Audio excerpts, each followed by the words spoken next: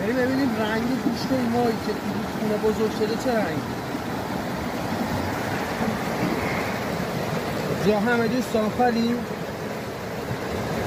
تا اینجا اومدی یه دونه لایک بزن رو صفحه، یه کامنت لوکیشن هم بذارید تا لوکیشنش دقیق براتون بفرستم. جا همه دوستان خالی. یه ذره کوچیک نزدیک میشه درست پاکش کنید. یه دونه لایک بزنید رو صفحه.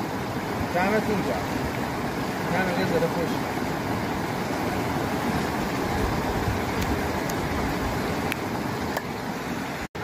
سلام خدمت همه دوستان عزیز. یه روش خیلی ساده که توی منطقه داری ماهی گیری میکنی، وقتی میخوای ببینی ماهی خوراکش چیه تو اون رودخونه، شکم این ماهی بازش کنی، یه دفعه اولین ماهی که میگیری شکمش رو باز کنی. وقتی باز کردی این قسمت یه چاکی بزنی،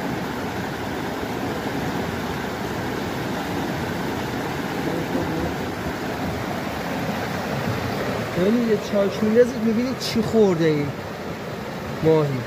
میگو خورده، از این میگو کوچیکا خورده. صدف استفاده میکنید. اگر تو دلش کم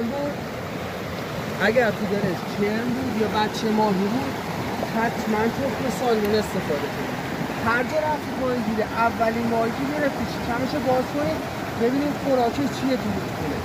اگه میگو بود صدف استفاده کنید، اگر کم بود یا بچه ماهی بود تخم سالمون استفاده کنید. به همین روش راحت میتونید ماهی گیری کنید. کامنت بزنید لوکیشن اینجا رو هم دقیق براتون ارسال می‌کنم. سلام خدمت همه دوستان عزیز. این طعمه ردفیش 100% طبیعیه، یعنی هم از رنگ خوراکی استفاده شده، اکیل خوراکی، پایه های خوراکی استفاده شده. ببینید حالا من یه مقدار از این روغنش رو میخوام بریزم داخل آب. ببینید بچه ماهی چه واکنشی نشون میده. ببینید